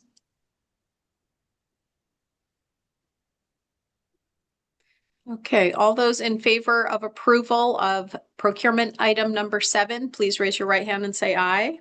Aye. Aye. Any opposed? And the ayes have it. Number 8. Next one from the Environmental Dredging and Restoration Group. The project name is the Upland Borrow and Colgate Creek Dredging, Material Hauling, and Stockpiling. It was awarded to Allen Myers. The amount is $9,426,108.00, and there was a 20% MBE goal for this project. Is there a motion for number 8? Move approval of item 8. Thank you. Second. Are there any comments or questions? There's a footnote on this, to make sure everybody has looked at it. And then we're moving forward, and we'll see what happens there. I might make a decision about go here or don't go there. So it's important, I think, at least recognize that. That doesn't impact us, but it could if they have to go back and do it again. Well, I saw the same note again. Similarly, the contract award amount was almost half of the next lowest bidder. Just curiosity. Yes, and the contingent items are awarded. That's why you're seeing the original bid was at 14 million, but the amount that's actually being awarded is that 9 million.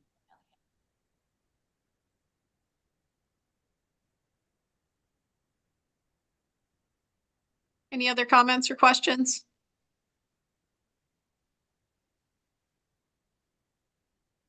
And hearing none, all those in favor of approval, please raise your right hand and say aye. Aye. Any opposed? And the ayes have it. Number 9.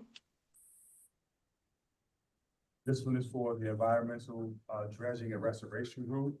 The project is a Poplar Island Ecosystem Restoration Project, Hart Miller Island Dredging Material Containment Facility. The procurement method is sole source. It was awarded to the Vane Brothers Company, and the amount is $552,525. And the MBE goal for this one is a 0%.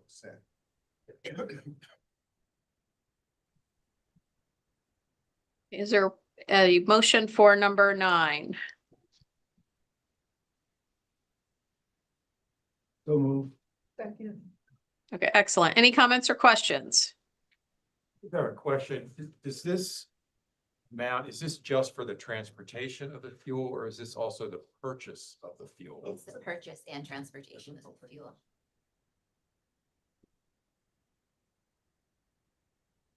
Any other comments or questions?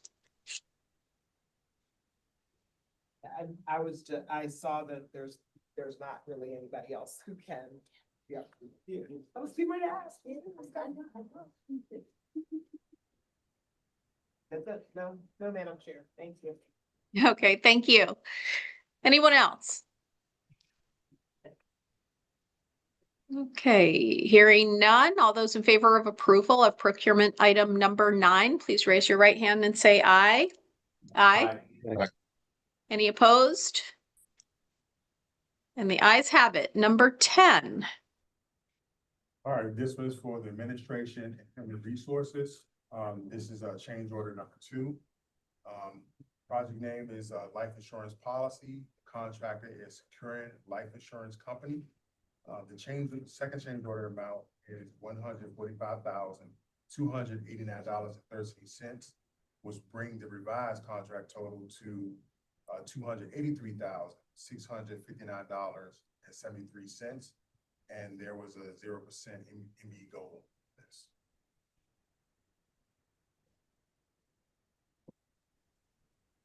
Is there a motion for number 10? So moved. Second? Second.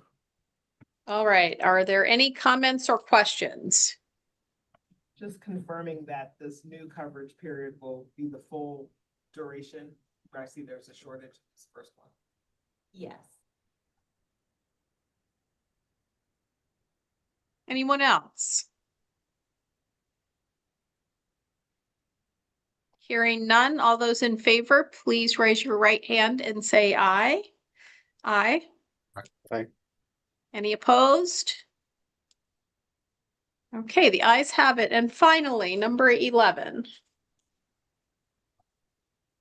Number 11, administration and human resources. Once again, this project is a short-term, long-term group disability insurance policy. The contractor is Madison National Life Insurance Company. The change order amount is $335,709.00, which brings the revised contract totals to $633,096.02. And the ME goal for this was 0%. Excuse me. Is there a motion to move this to the floor? So moved. We have a motion from Ms. Phillip. Thank you. Is there a second? Second. Wonderful. Are there any comments or questions? General question, can you help me understand like the coverage of these being short and then we have to do a change order for the difference? I'm just confused. Sure. So, the original contract was for a 2-year period with a 2-year extension. Yeah. It's my understanding that the pricing that was originally put before only covered half of that period of time. System in the system, it's only entered for half of that period of time as opposed to the full 24 months. Oh. And so this is to correct.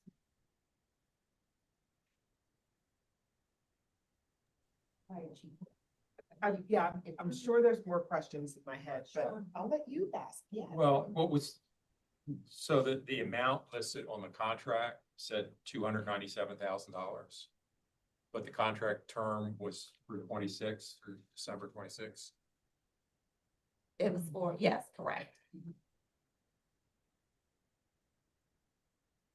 Does that affect your overall budgetary numbers? Right, like, cause it seems like it's a shortfall. And your numbers would seem better than what they really are by kind of half reporting. I can answer that. So what we charge to the billable labor is the fixed fringe benefit cost, which was determined by the auditors 2 years prior. So whatever the actual cost is, we're still gonna charge the billable clients based on the previous contract. Every year, based on what is the yearly expense. When we do the budget, we go 4% over. So if it was in the last year, the first half was spent, $135,000, it's already there. So in the next year budget, we are gonna have the budget for 135,000 plus 4%. So it is already budgeted. This is what is the authorization to extend the purchase order and pay for it. So whatever the cost incurred, so we are running short on the contract. But whatever the cost incurred is already budgeted in the next year, up 4%. So the first half was spent, but the second half is already budgeted for the next year. It's just the authorization to increase the contract. Is it accurate to say this is not a contract change per se, but it's more for the purchase order? Because we've already agreed to this, right?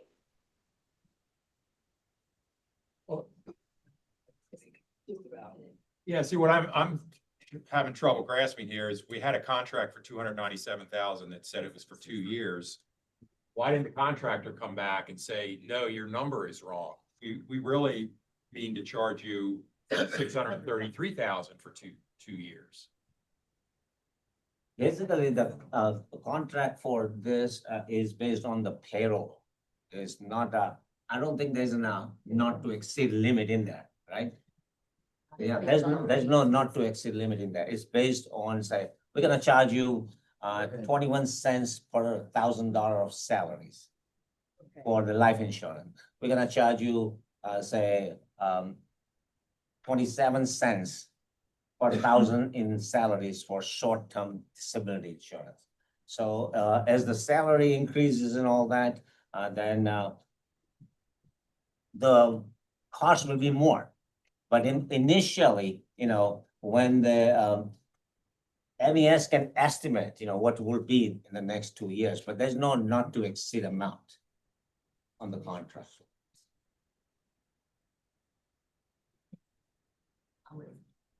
Yes, the calculation, the bid just says price for $1,000 in salary. That's all the insurance company they bid on.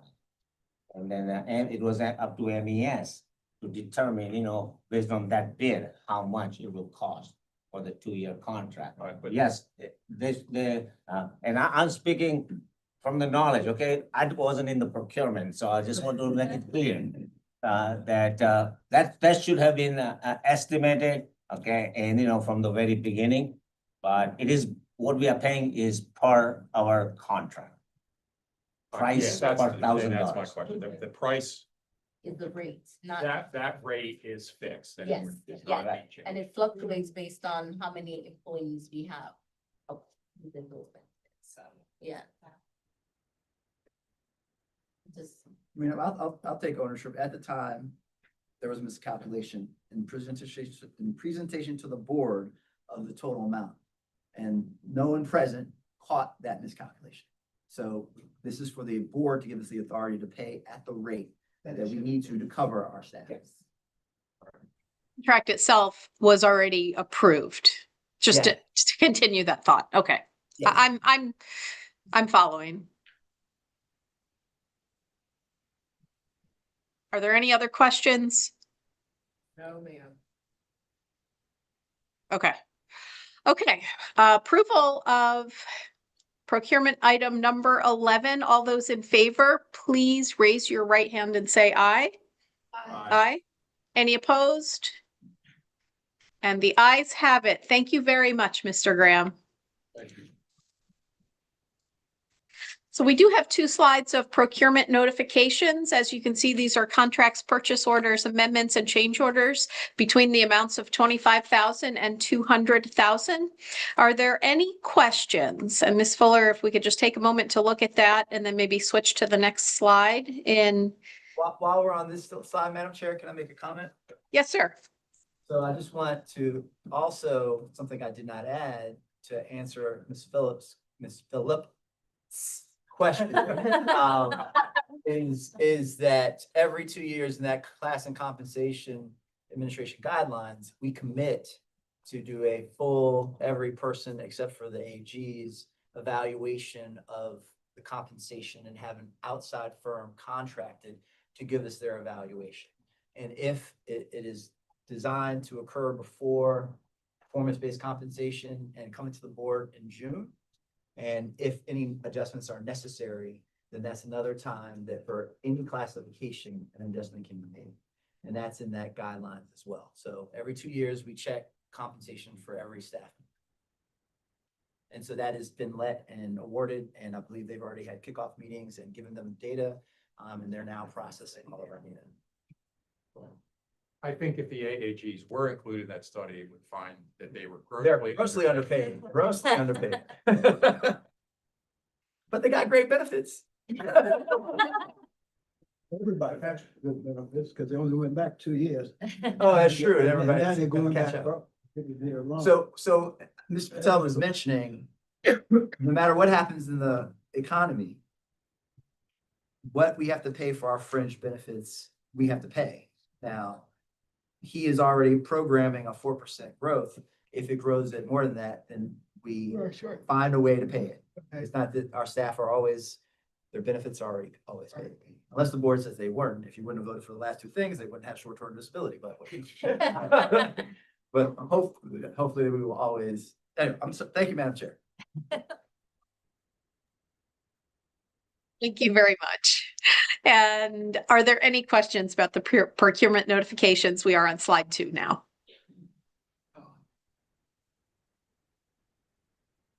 Okay, hearing none. Ms. Carroll, do we have a legal report this morning? Just very briefly, Madam Chair, everybody will be very glad this is very brief, but you'll hear it from me again between now and April. The filing is open for ethics disclosures with the State Ethics Commission. Everybody should have gotten an email by now. All the board members should have gotten an email about doing their ethics disclosures. They're due by April 30th. Once you have submitted your ethics disclosure, you per the board's conflict policy, you're supposed to provide a copy of that to the board clerk, Ms. Fuller. If you have any questions about doing the filing or any questions about whether something should be disclosed, please feel free to reach out to our office. Can you send it to me again? I don't remember seeing it. I may have hit it. May have deleted it. It comes from the Ethics Commission. Okay, so. Or Came on you can, if January. you have your login information, you can just go in and log into the site directly. Definitely got it. We can send you a link to the site. That's all I have, Madam Chair. And all my rest of my PDUs. Thank you. If anybody else has any questions, feel free to reach out to Ms. Carroll or Ms. Fuller, and I'm sure that they can give you the information that you need regarding the ethics forms. We're going to roll into group updates, and I believe we are going to start with Mr. Jason Brown. So real quick introduction, Jason is our division chief for Montgomery County, and a little bit about this project. Anybody who's following the news, you know that Montgomery County is very interested in looking at ways to divert materials away from their waste energy facility. This project was an idea of the counties, and they directed Jason to put together a pilot program. And I just want to call out that Jason took this lead, able to scope out the work, equipment, put together the staff for this, and execute it in a very judicious manner. If you don't know, these types of pilot programs have to be done with existing staff. We can't independently staff these, so there's a lot of effort on the part of our staff to in addition to doing their day jobs, get this job done. And they did it, as Jason will show you, in an expeditious way, and with the cooperation and the support of the county. So with no further ado, Jason, take it away. Thank you very much. So to start with, C&D is construction and demolition debris. Right now, that material is getting to the transfer station and then getting either to the incinerator or landfill because it can't be handled at the incinerator. So the question was, can it be done? Next slide. Oh, sorry, this one. Can it be done? Where can we do it? There's a lot of limited space at the transfer station, so we had to work on carving out a space and what that would look like. We had to work with MDE, submitting layout plans and how we would handle the material, and making sure that we don't have any stormwater problems. Staffing, as Tim mentioned, was a big hurdle that we had to cross, especially in leaf season, kind of our busy time. The project started in November. It will be wrapping up at end of January. And then also support equipment. So just like we don't have staff sitting, waiting around to pull from equipment, we didn't, you know, what can we rent? What can we reutilize? What can we move some things around? So we went through that process as a team to figure out how we were going to staff and work it. The equipment, also very specialized equipment, not readily available. We got very fortunate in finding one and getting it here. That's a sorting station to the left. Yeah, no, I'll show you a better picture in a minute, but, and then what, the big question too, what can be diverted easily right now for a pilot study?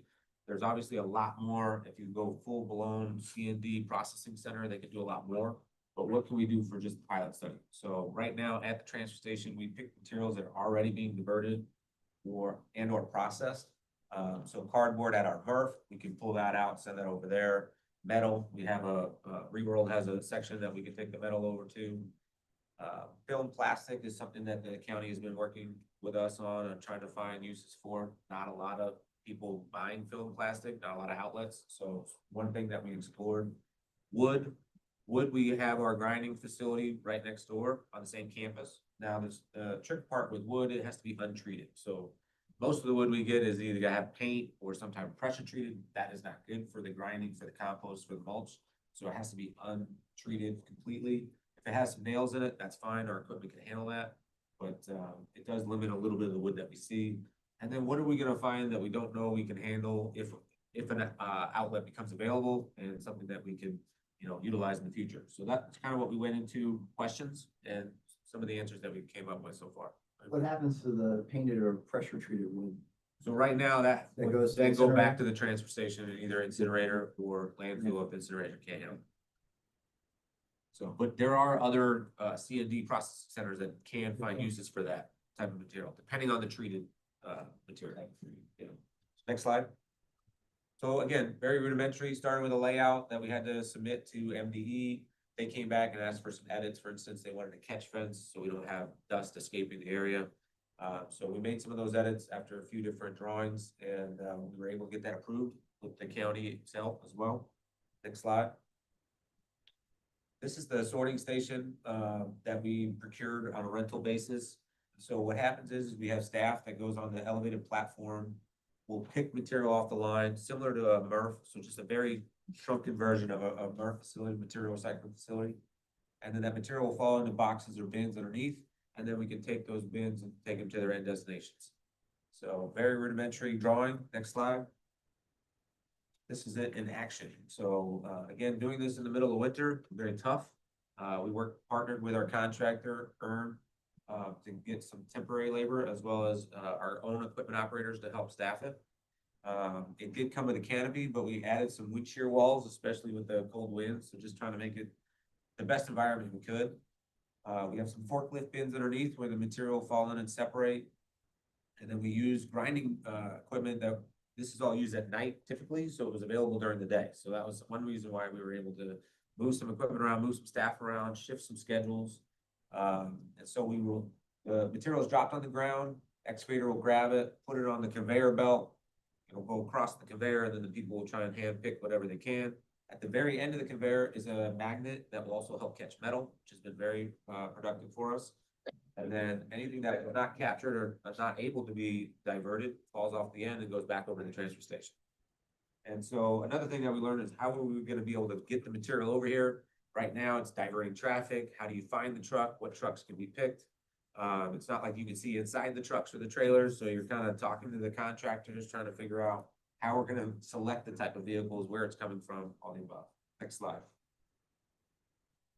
So right now we went through also different types of trucks. You have large demolition trailers, you have roll-off boxes, you have pickup trucks, you have state body trucks.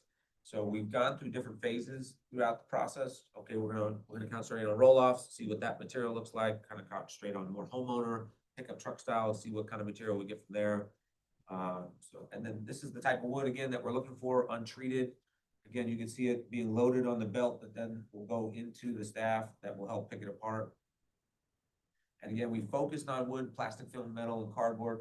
The plastic film that we did learn recently that it's not gonna be feasible for the outlet that we currently have, because they want it cleaner than what we can find. We do get a lot of trash bags, though, can you imagine? So we were having to rip those open. As more outlets become available, we do think that is a viable product. But again, there's not a lot of weight there, right? So plastic film is very small. It doesn't have a big impact on the tonnage aspect, but you know, it does help get that material out of the street. Next slide. So again, another zoomed out kind of what it looks like. Brand new equipment that you guys approved back in June. It was very helpful. The elevated cab helps us be able to see into it. But no, great project. And again, we're still learning. Again, the project's gonna wrap up here at the end of the month. Next slide. We are every day and every week, we're sending out progress reports as far as how much material has come in, the types of loads that we receive, how much of each commodity is then weighed as well. So we get a kind of percentage of the total material that was diverted, but also what made up that different type of material that was diverted. So right now, we're just tracking the wood, the metal, the cardboard. We did film plastic for a while, we stopped. And then when we're done, we'll kind of put a whole synopsis together, get it back to the county so they can make some decisions on how they want to continue to morph the transfer station and how they want to process trash going forward. So, next slide. Yeah. I don't know about you, but I was inspired by that presentation. Big time. What's the total tonnage so far managed through the C&D? I don't have that off the top of my head, but it's, I look at numbers all day, so.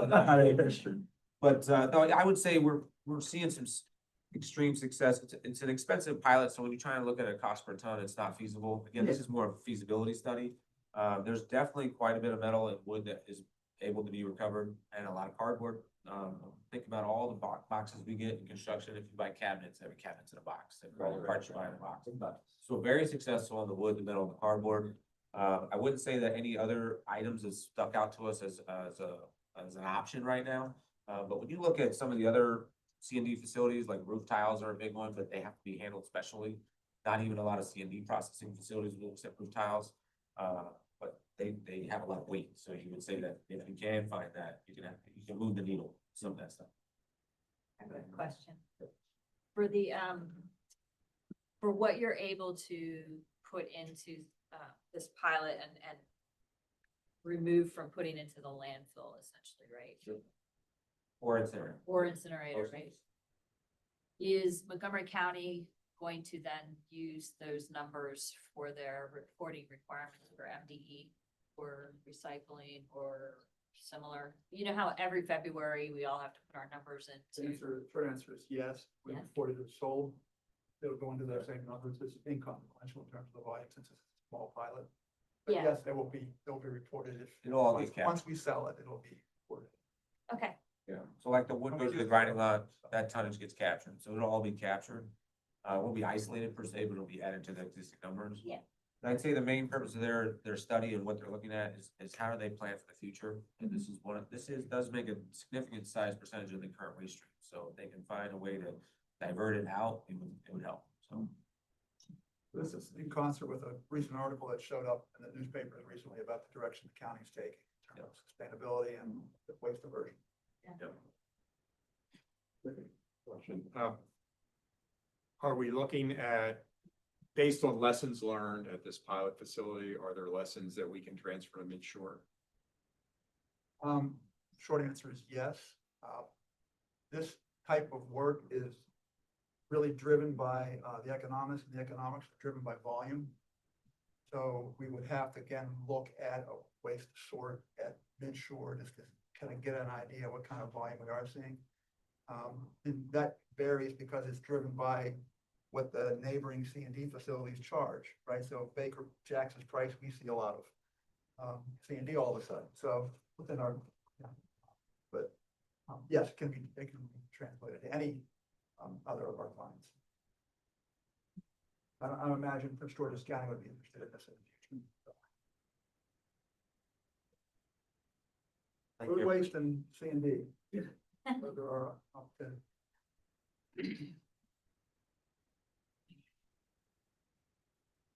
I would like to introduce Cassandra. Cassandra Saval, she joined MES October 8th, 2025 as a lead management specialist with the technical environment and environmental service group. She works primarily on task, project, and contract management for the Maryland Energy Administration. Her background is managing electric vehicle incentive projects for the state of California and in the semiconductor industry. She has a Bachelor of Science in Sustainability from Arizona State University and a Master of Science in Energy Science, Technology, and Policy from Carnegie Mellon University. Take it away, Sandra. Hi, everyone. So I'll finally be able to present Maryland Clean Energy Summit from October 2025. So just a background about the event. It's hosted by the Maryland Clean Energy Center, and this year it took place in College Park, Maryland. And if you're not familiar, MCEC is an organization that works across the state to advance clean energy through financing, climate tech, and project support. And this summit is seen as the leading clean energy conference for the state, and it really brings together industry leaders to discuss climate solutions and strategies for sustainable economic growth and clean energy development for the state. And it took place over 2 full days of programming and speaker sessions. Next slide. So this year, MES was a first-time exhibitor and sponsor. Myself, along with Jessica Rysette and Heather Enos-Graves, took advantage of that to host a table, and a half-page ad was placed in the conference booklet, as you can see on the top left there. And MES's name was also on a sponsored networking lounge where attendees connect and hold meetings. So we tabled alongside the Maryland Energy Administration, the Maryland Clean Energy Center, and various other energy companies and consulting groups. And among the sponsors, as you can see there, and attendees were various representatives and state senators, nonprofit and business leaders, commissioners from the Public Service Commission, and energy experts and directors from major energy companies and PJM as well. So a few highlights, and if you see there, that's our table that we hosted and had many attendees come by and discuss various aspects of what we do with them. We outreached with these participants from private, nonprofit, and public sectors, and there were various roundtables throughout the conference that we attended, for example, around energy infrastructure, energy affordability, creating the energy strategy and plan for Maryland, which we are working with the Maryland Energy Administration on currently, and funding climate goals across the state.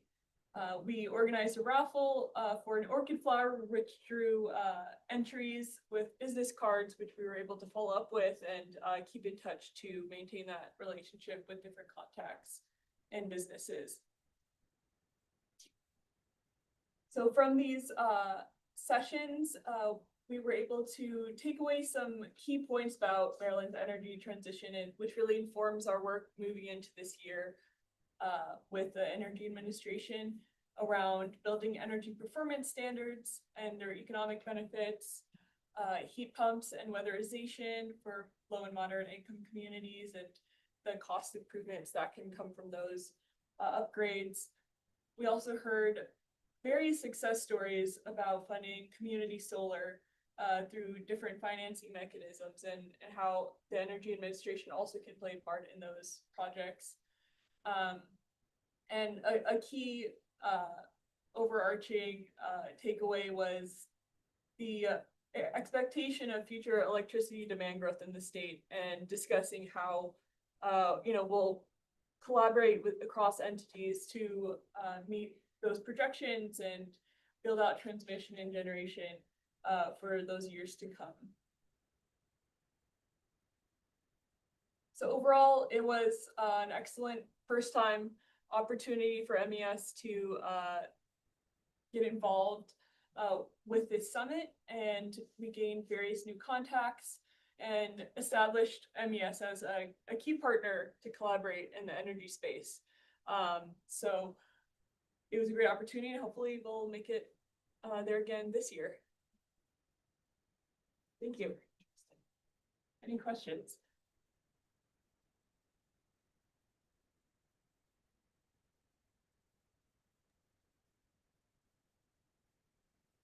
Okay, dredging.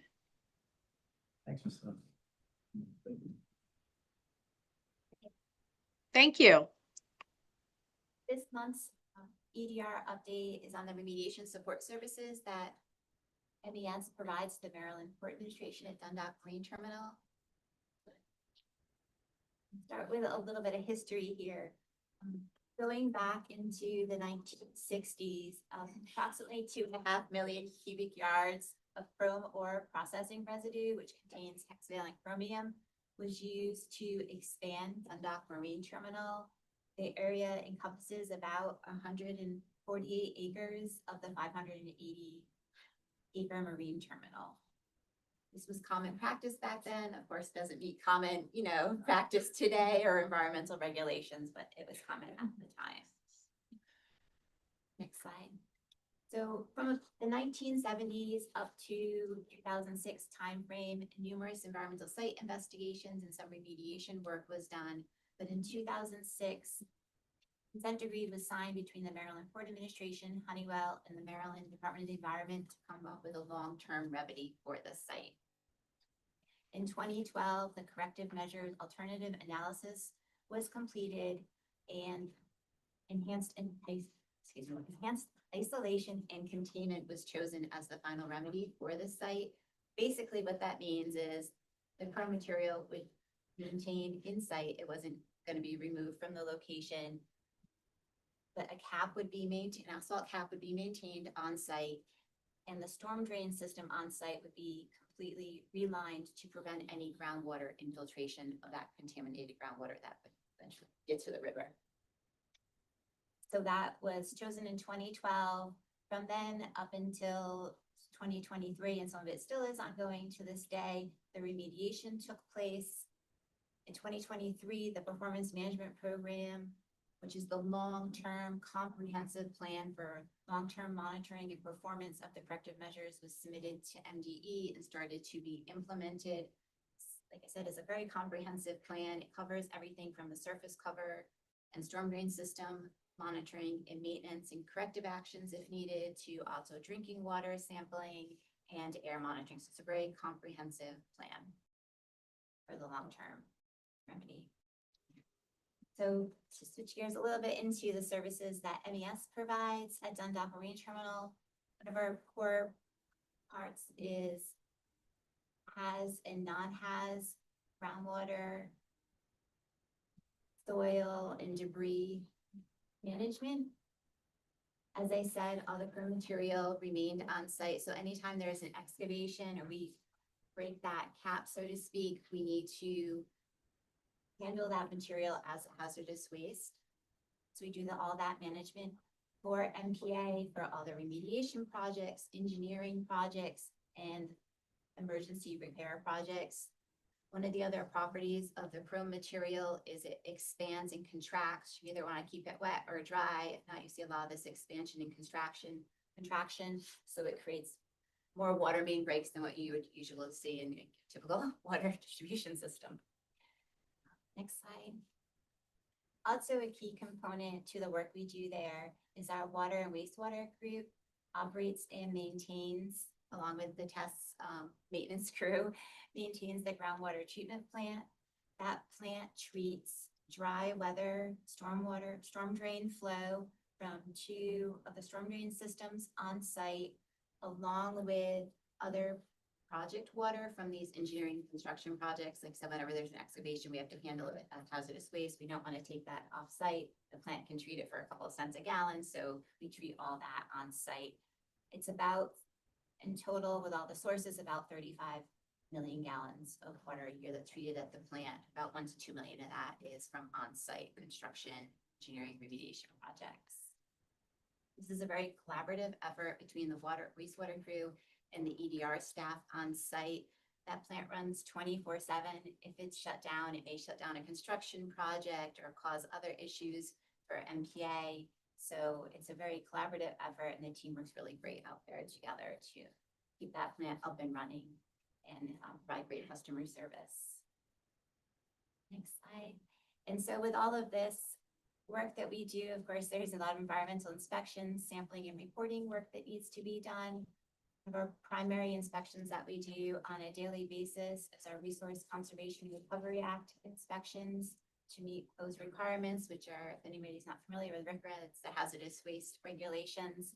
And part of that is daily inspections of all of our containers on site. It's not uncommon for us to have 75 to sometimes up to 100 roll-off boxes on site that need to be inspected every day to make sure they're meeting all the compliance regulations. So we have a team out there that does that daily. We worked with GES group at MES a few years ago to come up with an app to help us with that and to set triggers in it so we know if we're getting close to meeting our 90-day requirements. In addition, MES completes drinking water sampling on site and reporting to MDE on that on a quarterly basis. And then we also complete all the NPDES permit required sampling and reporting, both for the groundwater treatment plant effluent and for the storm drain on site, storm drain system on site. This is a very unique NPDES permit in that it not only covers an industrial discharge from the plant, but also the storm drain system on site. And it has set action levels that we need to meet to show that we're in compliance and we're meeting the goals of the remediation plan. Does anybody has any questions? Yeah. Oh, okay. You have no questions? Honestly, I actually covered everything pretty well. You ever want to visit a hazardous waste site? You got one you can walk on any day of the week. Yeah. Careful, it kind of goes like this. Thank you to all of our presenters this morning. We are at the time where we can discuss old or new business. Does anyone have anything to offer?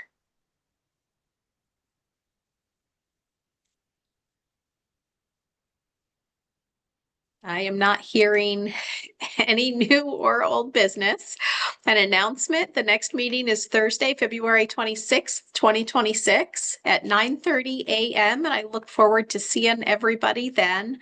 We do have a closed session that we are going to go into. If anyone from the public that is watching this has an objection, you are more than welcome to contact MES at www.menv.com/contact-us/.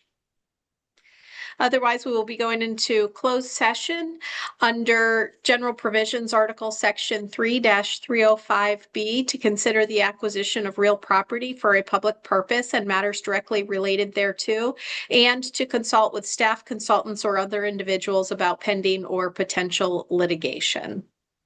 We will be adjourning the meeting from the closed session. We will not rejoin the open session meeting. So I look forward to seeing everybody next month. Thank you. We need a motion or?